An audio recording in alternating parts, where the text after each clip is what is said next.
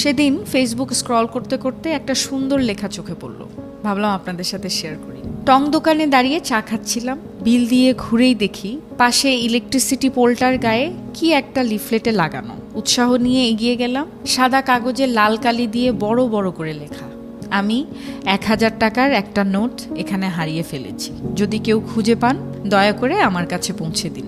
আমি একজন বৃদ্ধ মহিলা, চোখে খুব কম দেখি। তারপর নিচে একটি ঠিকানা দেয়া, ঠিকানাটা কাছেই, হাঁটা পথে মিনিট 5 হবে। কৌতূহল দমন করতে না পেরে আমি খুঁজতে খুঁজতে গেলাম সেখানে। একটি জরাজীর্ণ টিনের ঘর, উঠানে এক অশীতিপর বৃদ্ধা বসে আছেন। আমার পায়ের শব্দ পেয়ে তিনি মুখ তুলে তাকালেন, বললেন কে? আমার সম্বিত ফিরল। গলির মাথায় আমি আপনার 1000 টাকা খুঁজে পেয়েছি। আমার কথা শুনে তিনি হাউমাউ করে কাঁদতে লাগলেন। একটু পর কিছুটা ধাতস্থ হয়ে বললেন, বাবা, এ পর্যন্ত অন্তত 10 থেকে 12 জন আমার কাছে এসেছে আর 1000 টাকা করে দিয়ে বলেছে তারা নাকি রাস্তায় আমার টাকা খুঁজে পেয়েছে। আমার কোনো টাকা হারায়নি, ওই লেখাগুলো আমার না। আমি খুব একটা পড়ালেখাও জানি না।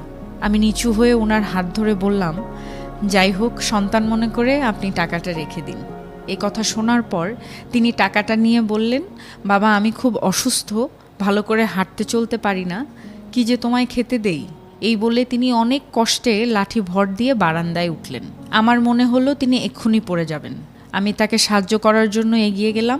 তিনি কাঁপা কাঁপা হাতে বাটিতে গুড়মুড়ি ঢালতে ঢালতে বললেন, তুমি আমার অতিথি, তুমি বসো।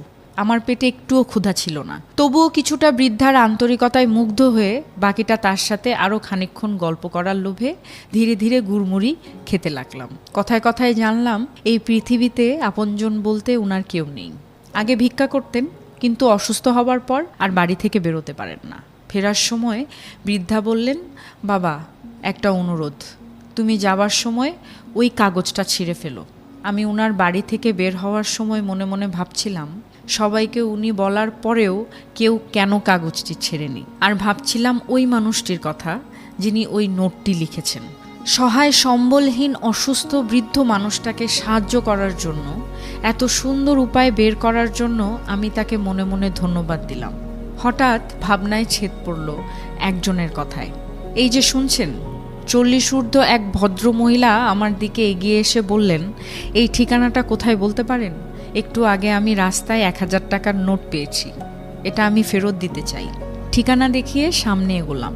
কখন জানি আমার চোখ দুটো ভিজে উঠেছে ঠিকই।